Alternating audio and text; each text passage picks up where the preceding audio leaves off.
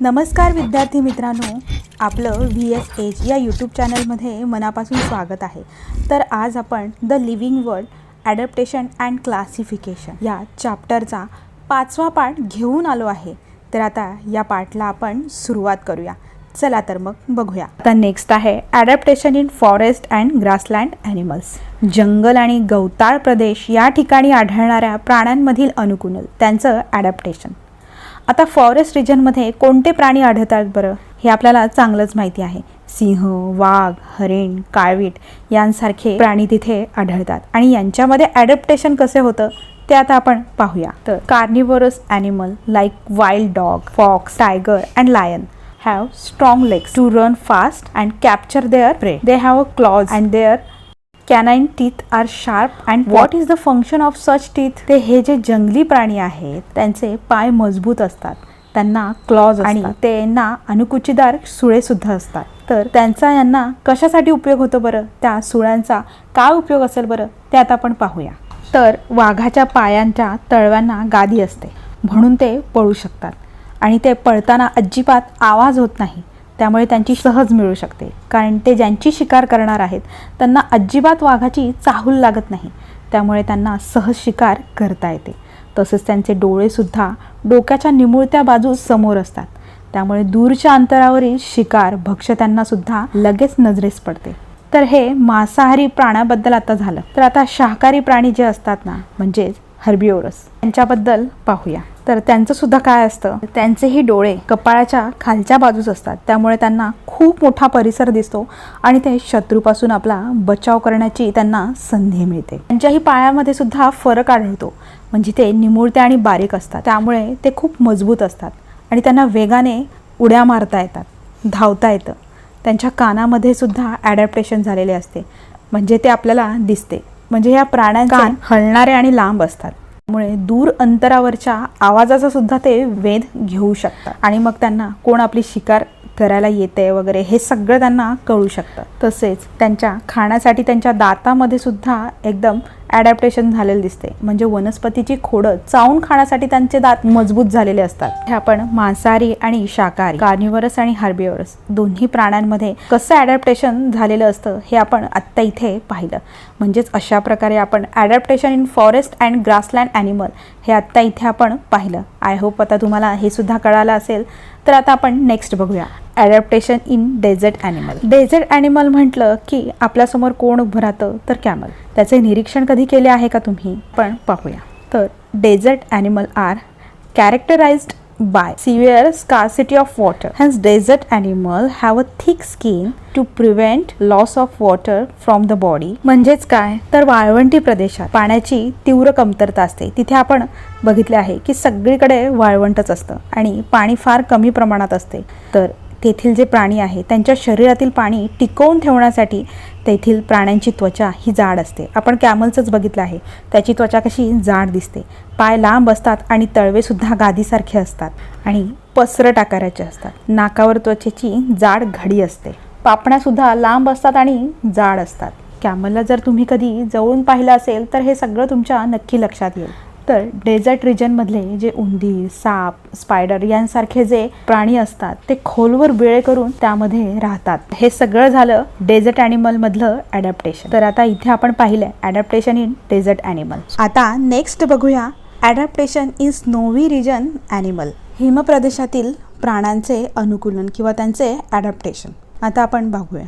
From the internet download image of animals like yak, polar bear, white fox, mountain goat, Siberian husky dog and snow leopard. Compare these images with those of similar animals from tropical forest. म्हणजेच काय इथे त्यांनी सांगितलं आहे, आपल्याला कृती करायला सांगितली आहे।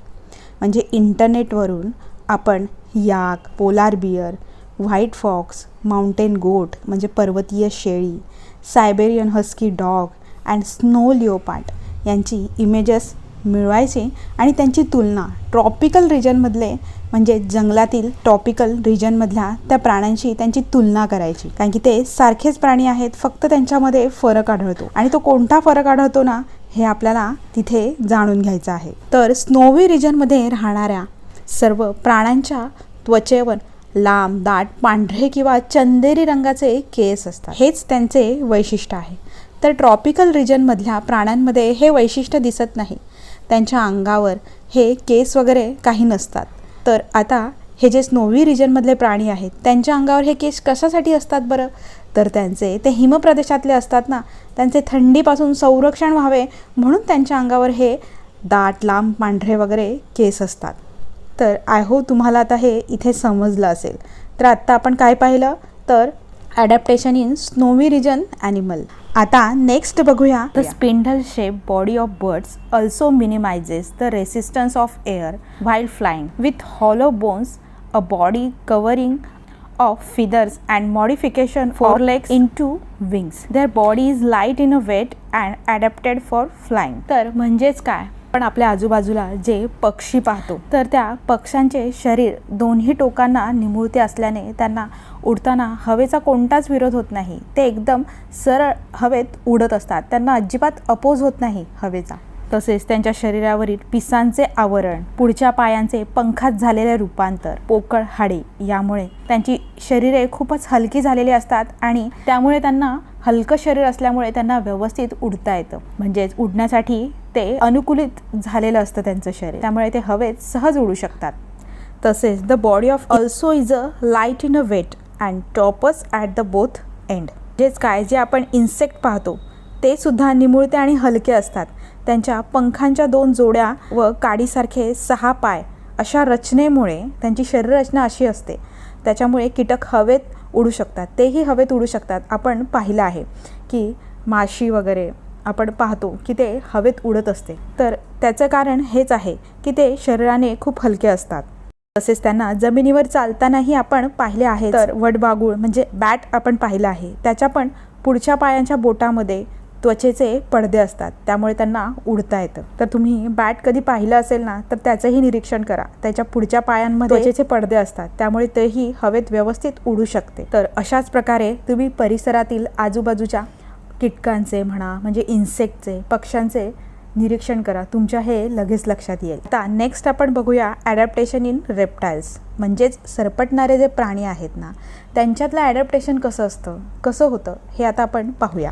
Observe from a distance how snake and earthworms, which organs do they use for a creeping? Are there any special changes for that purpose? Note any such changes. त्यांनी काय म्हटलंय की स्नेक आणि अर्थवर्म म्हणजे साप आणि गांडूळ कसे सरपटतात यांचं दुरूनच निरीक्षण जर आपण केलं ना तर आपल्या लक्षात येईल.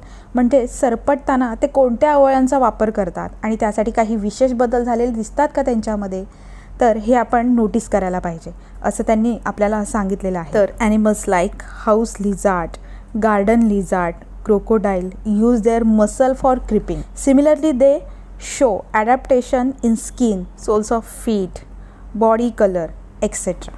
म्हणजेच काय, तर आपल्या घरात पाहतो की पाल असते, त्याच्यानंतर बाहेर सरडा वगैरे आपण बघितला असेल, मगर कधी पाण्यामध्ये बघितली असेल.